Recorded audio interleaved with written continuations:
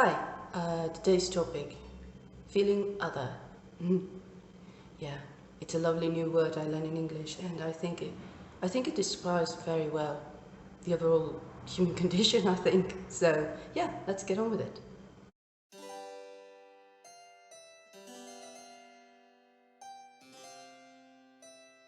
Now, why do I think it's a very good way to describe the human condition? And I say a new little word in English because I think it's getting fashionable, at least now when I'm recording this in September. I've come across with it a couple of times. And in Spanish it would be like sentirse ajeno, like you feel other than, and you feel like an outsider. And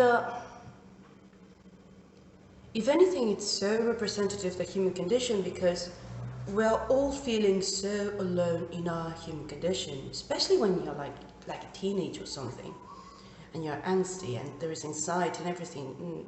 There is this phrase in Spanish that says, no hay dolor como el del ombligo propio, no, no hay grano que duela como el propio. I'm keeping it PG around here, alright?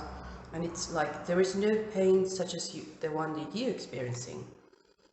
And the thing is, maybe it's because we want to feel special, but I don't think that's it. But because there is an inherent loneliness when it comes to pain. And I think that that comes from the fact that we believe, or at least from our perspective, we feel alone in our struggle. Like no one has ever gone through anything like I've been through. No one has ever felt the way I feel. No one has ever experienced what I feel. And that it's kind of true, but at the same time, there's nothing new under the sun. You know what I mean? So we have this as part of our human experience, mainly due to the fact that if we all were connected all of the time and we were feeling everything and we were like, you know, always feeling like a block, we would learn nothing, I guess. But at the same, so we have this individuality that allows us to be happy when everyone around is miserable, and also keeps us miserable when everyone around is happy. And that, I think, can make you feel othered. It can make you feel like you don't belong. Not just in feeling, but sometimes your way of thinking, your way of believing, your way of doing things, it will make you feel alone. And I have seen, well, I have perceived that this oftentimes is more than anything the result of, you know, stress and moments of anxiety. You can tell that someone feels like you've never been through anything like what I'm going through. You have never been what I've gone through. When someone is suffering, more often than not, they're going to bring that up when they're suffering, not when they're happy. They're not going to be like, oh, you've never been, or maybe when they're in love. But love is a form of event that brings anxiety on its own. So it usually this type of feeling, it comes with anxiety. That's what I've noticed. And that's why teenagers feel it so much.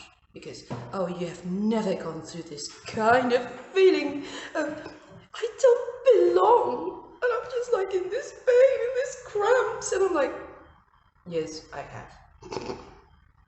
I have. And I probably had it worse. But then you get into your little box and you believe that you're all alone in this bubble. And the reality is, I think everyone has gone through the same, maybe worse, and that's when we become ungrateful and we think, why me? And it's just like, it's not you, it's part of existing. It happened the other day, for example. My mom had to take a test, and she was behaving like, you have never gone through this. And I'm like, you're going exactly through the same thing I went through my entire career. So, yeah, I know damn well what you feel. But she was like, no, you have no idea what I'm going through. And you're like, I know exactly what you're going through.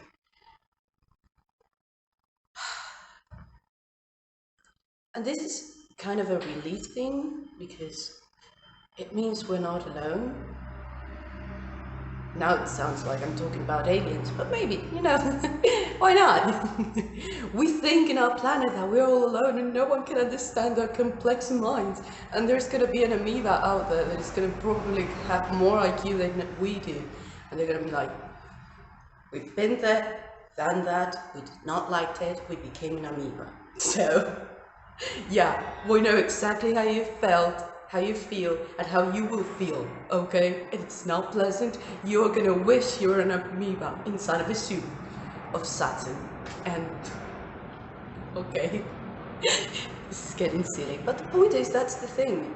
I think that, and that's where I think that also comes with the anxiety when we're happy, because we feel in part guilty, especially when we're around people that are miserable, like survivors, so survivor's guilt, and it stems from the fact that we know how misery feels, and then happiness, we're afraid to lose it, but at the same time we feel guilty because we're the only ones being happy, and that comes with an anxiety. Therefore, we feel other because we're like outside of this suffering experience. That's why maybe so many kids nowadays want to be special through some type of suffering on the internet, because they're feeling other, because everyone is suffering in the world, and they're just like having this idealistic middle class life from the US, and they're like, no, you don't understand the struggle. And they're like, oh, do you have a race, something to be like worry about? No, but I have a gender that does. So yeah, maybe that feeling of other comes from the anxiety, either because you're too happy or because you're too miserable, and you're trying to just like process through that, and anxiety makes you feel alone, which is not good if you're going through depression and an actual loneliness, because you're not going to help you to move forward. And or if you're going through actual persecution, either because of your race, your gender, or your religion, it's going to be even worse, because there's always a feeling of alienation and otherness that comes with being different. But if you add on top of that the anxiety factor that produces that people feel alienated from others and feel like there has never been anyone like me before that has suffered the way I do, then you're gonna feel twice the amount of loneliness, and you're gonna go like woo, into this spiral. What was that sound? That sounded like uh, Zoidberg, Dr. Zoidberg from Futurama. There will be no way out if you allow yourself to go down there. And how do you move forward from feeling othered? And I think that might be through gratitude and knowing that there's nothing new under the sun. And if people before you have survived, then so would you. And you will find a tribe. You will find a group of people that will love you in the way you deserve. So it's essentially hope, faith, and gratitude once again what will get you out of it. I can't believe it. Why is always the three things that trifecta? I'm starting to feel repetitive. But probably that's why people were so adamant in the past on being so grateful and faithful. It wasn't because they were just repetitive and they were old, just because they knew what we're going through, and they found solace and shelter in knowing that everything would improve eventually. Maybe things improved, not because circumstances did, but maybe because their perspective did. Well, I don't know. Maybe because they didn't allow themselves to be stuck inside of a vicious cycle that allowed them to move on and feel better and find their community. So yeah, I hope you have found this enlightening. useful, or at least it made you feel less lonely about it. So yeah, well, until next time, I wish you the best. Bye-bye.